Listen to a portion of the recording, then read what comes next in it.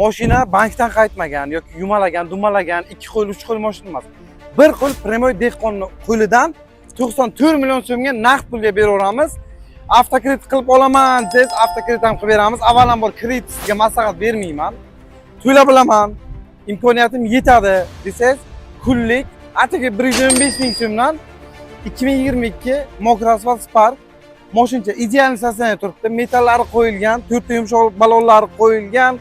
Ichki qismiga ham bitta o'tamiz. Mashina ideal sostoyaniyda turibdi. Atigi yuzgan o'zini halol probegi 102 ming so'm. Metallari qo'yilgan.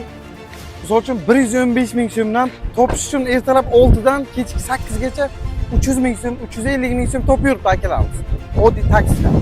Qiynalmayman, o'ynamni shu bilan boqaman degan akalar bo'lsa, ideal variantda Sparkchamiz. Ana oylik to'lovlarni sizlarga aytaman. Mashinamiz Anor bankdan, Hayot bankdan, Kapital bankdan, Hamkor bankdan, hamma bankdan chiqadi. Hayot bankdan 5 yilga oladigan bo'lsangiz 3 million 597 mingdan chiqadi 5 yilga.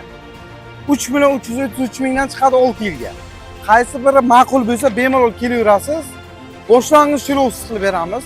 Butun O'zbekiston bo'yicha bitta kreditlar toza pasportdan kelsangiz bo'ldi. Kafil ham kerak emas, garov ham kerak emas, hech narsa. Bitta pasport. Faqat sizdan talab qilinadigan narsa mana qaysi viloyatdan bo'lishidan qat'iy nazar mana shu nomeriga o'zingiz xarajat qilasiz bo'ldi. Men sizga boshlang'ich to'lovsiz. Yana bitta narsani takrorlab o'tay. 50 ta 60 ta kredit chiqmaydi. Bitta avtokredit chiqadi. Bitta kreditga har oy to'laysiz. To'la bilsangiz, bemalol mana pastda qoldirilgan nomerlarga telefon qilib, Sparkchani olib ketsangiz bo'ladi. Bunaqa imkoniyat har doim ham bo'lmaydi. Bunaqa bir qo'l dehqondan keladigan mashina har doim ham bo'lmaydi. Mashina qiziq bo'lsa ulgurib qo'ying. Agar mashina yoqqan bo'lsa, biz YouTube'da yangimiz, obuna bo'lib qo'ying, qo'ng'iroqchani bosib qo'ying. Birinchi chiqaradigan videom aynan birinchilardan siz ko'rasiz. Men sizlarga ishonaman. Bizani kuzatishda davom eting.